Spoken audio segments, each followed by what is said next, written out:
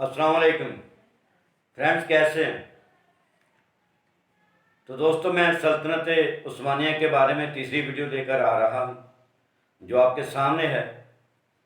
तो मैं सुल्तान मोहम्मद फातेह के बारे में बताने से पहले आपको याद करवा दूं कि हमारी इस चैनल को सब्सक्राइब भी करें, बेल आइकन को प्रेस करें, अपने फ्रेंड्स के साथ भी शेयर करें ताकि मेरी आने वाली वीडियोस आप तक पहुंचती रहें। तो दोस्तों, मैं सुल्तान मोहम्मद फातेह के बारे में बताने से पहले आपको कुस्तुनतिनिया के बारे में थोड़ा सा बता दूं कि सुल्तान से पहले 29 बार इस शहर को मुहासरे में लिया गया, जिनमें से 11 मरतबा मुजाहिदीन इस्लाम थे।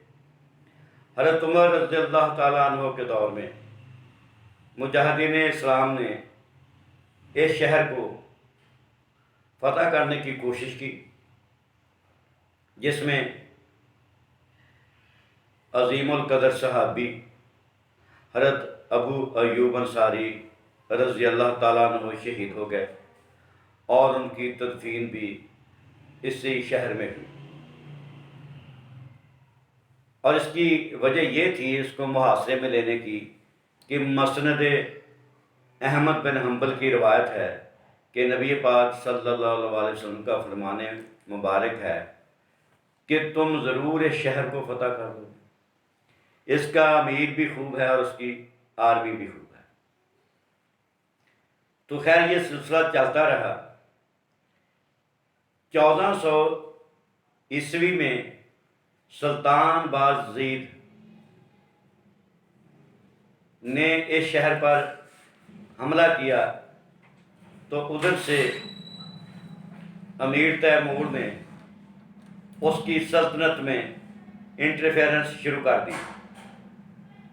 तो इसी वजह से सुल्तान बाज़ीद को वापस आना पड़ा और अगले 50 साल तक, बल्कि यूँ कहिए कि 52 ईयर तक उस्मानियों ने इस शहर की तरफ आँख उठाकर नहीं देखा। 1453 में सुल्तान मोहम्मद सानी ने इस शहर पर हमला करने का सोचा और उसने शहर के करीब एक किला तामीर करवाया। तो कुस्तुनतुनिया के शहनशाह, जिसका नाम कुस्तुनतीन था, उसने शिकवा शिकायत की, लेकिन सुल्तान मोहम्मद फातेह ने उसकी तरफ तवज्जो न दी। तो वो कुस्तुनतीन समझ गया कि सुल्तान का इरादा अब इस शहर पर हमला करने का है। लेकिन इस शहर पर हमला करने में जो सबसे बड़ी प्रॉब्लम थी वो ये आ रही थी कि ये शहर यहाँ वाक़या था, इसके दो तरफ पानी था और एक तरफ खुशकी का रास्ता था। इस रास्ते को कवर करने के लिए वैसे तो सुल्तान ने 180 जहाज़ों का बहरी बेड़ा बनवा दिया था, लेकिन अब दोनों तरफ से उनकी फौजें लगी हुई थी कुस्तुनतनिया वालों की। तो सुल्तान मोहम्मद ने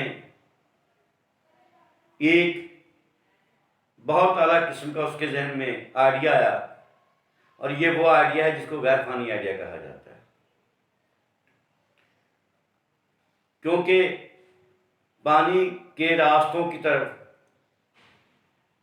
3 दीवारें थीं बड़ी मजबूत किस्म की, और हर दीवार दूसरी दीवार से 60 फुट के फासले पर थी और दरमियान में खंदक थी, और हर खंदक की जो गहराई थी वो 100 फुट थी।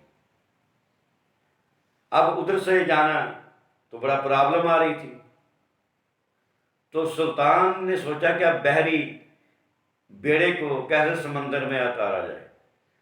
तो उसने यूं किया कि वो ड्राई रास्ते पर लकड़ी के तख्ते बिछवा दिए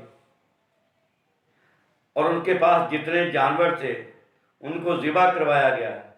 उनकी चर्बी को पगलाकर तख्तों के ऊपर लगाकर उन तख्तों को चिकना किया गया और उसके ऊपर बहरी जहाज़ों को रखकर धकेल कर समंदर में उतार दिया गया। तो जब ईसाइयों ने देखा कि ये लोग किधर से समंदर में आ गए हैं, तो उनके होश उड़ गए। तो वैसे तो शायद इकबाल ने किसी और मौका के लिए ये बात कही है, मैं यही कोट कर देता हूँ कि दश्त तो दश्त हैं, दरिया भी ना छोड़े हमने, बहरे जुल्मात में दौड़ा दिए घोड़े हमने। तो अब कुस्तुनतुनिया के शहनशाह और उसकी आर्मी ने खूब डटकर मुकाबला किया, लेकिन ये फतह, इस शहर की फतह सुल्तान मोहम्मद के मुकद्दर में लिखी जा चुकी थी।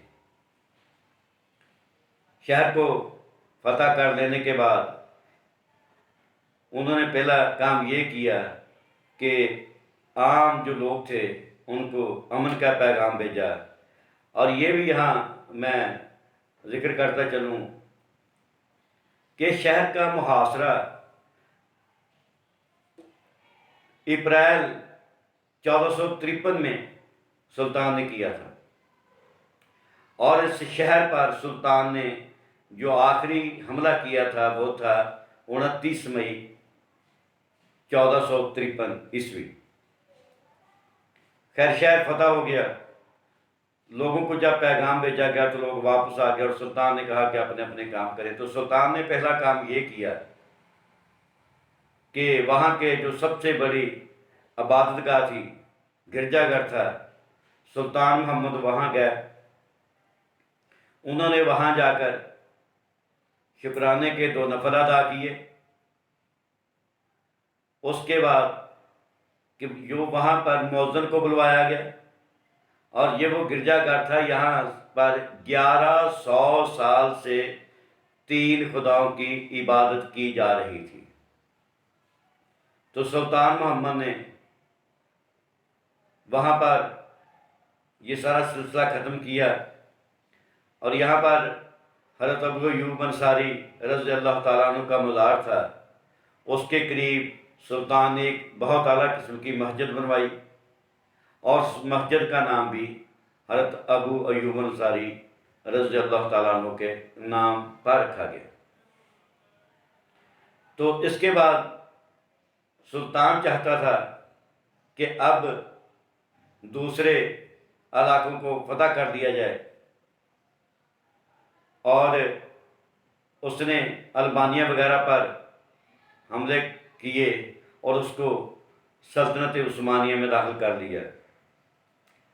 अभी उसका इरादा आगे बढ़ने का था, लेकिन हुआ ये कि 2 मई 1481 ईस्वी में उसने दाए अजल को लबैक कहा और दुनिया फ़ानी से दुनिया बाकी की तरफ कूच कर गया। तो उसके बाद उनकी उस्मानियों में से कोई ना कोई